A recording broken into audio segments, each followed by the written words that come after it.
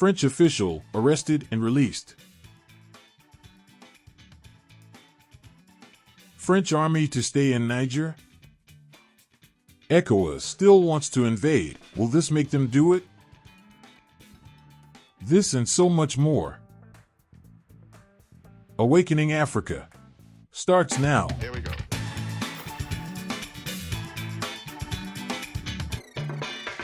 Here we go.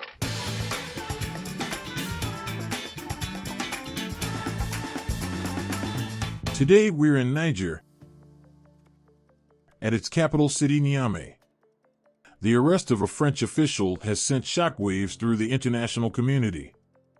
To better understand why the West is so perplexed over this situation, it is important to delve into the events leading to the arrest. It all began when the French official, who was part of a diplomatic mission in Niger, allegedly found himself embroiled in a dispute with local authorities. Now, the man in question is a Mr. Stéphane Jellien. He was arrested on September 8 after Nigerian security forces discovered military fatigues bearing the insignia of the Burkina Faso Air Force in a van belonging to his company leaving the French embassy in Niamey. Observers and analysts are closely scrutinizing the events leading to the arrest, but after understanding the reason behind the arrest, we can see that it was a security risk and they did what any country would do to ensure the safety of its citizens and the military, especially after 50 soldiers were attacked and killed by insurgents in Burkina Faso sometime last week. Now we are getting to understand that Mr. Jellien has now been freed, but we are still trying to ascertain information regarding his current status in the country.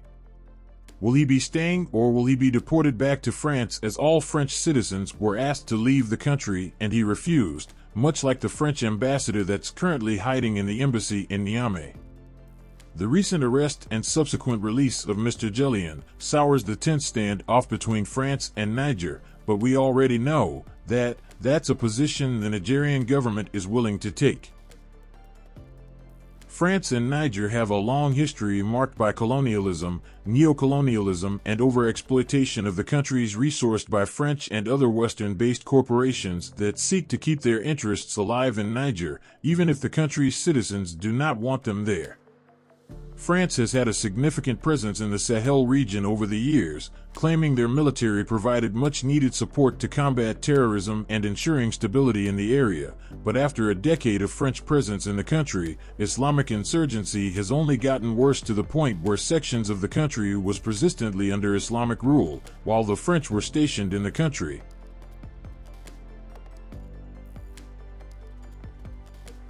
This leads one to ask, what were they doing in the country all this time? Domestically, this arrest has raised concerns about the actions and behavior of foreign officials within Niger. It calls into question the level of respect for local laws and the extent to which diplomatic immunity should end. This situation will no doubtedly get a response from the regional economic group, ECOWAS, who has been tasked by the French to potentially invade Niger to restore the former president, Mohamed Bazoum, but that action was sternly shot down by President Putin, an ally to Niger, who vehemently warned against any actions to invade Niger on behalf of colonial powers. With each country asserting its position and defending its actions, this could lead to continued strained trade relations, as Niger has already been sanctioned by ECOWAS and the West for taking back their country and putting a stop to the exploitation of their resources for pennies on the dollar on the global market, a move which that former presidents in the country signed off on and has been keeping the country in abject poverty for almost a century. This situation highlights the complex dynamics and delicate balance between national sovereignty, diplomatic relations, the perceived curse of being abundantly rich in natural resources, and being in close proximity to possible puppet states that at any moment can carry on the bidding for a foreign power. It prompts a broader discussion about the rights of African nations, the limitations that should be placed on multinationals operating in other countries, and a fair trade agreement that has been long overdue for African countries on the commodities market. As this situation continues to develop, it is crucial to closely monitor the potential domestic and international repercussions. The manner in which this incident is handled by both France and Niger will undoubtedly have long-lasting implications, shaping the way future cases involving foreign officials are addressed and setting the tone for diplomatic interactions between nations. As we have discussed in this video, the circumstances surrounding the arrest are still murky and the details are constantly evolving.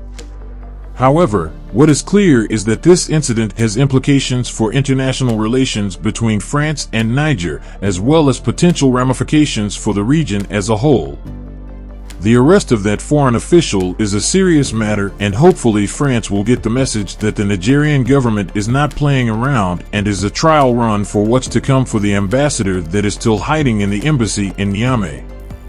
In conclusion, the arrest and eventual release of that French official in Niger requires careful analysis and attention. We will continue to monitor the situation and provide updates as more information becomes available. If you enjoyed this video, please leave a comment below about what possible steps you think Niger should take in this situation.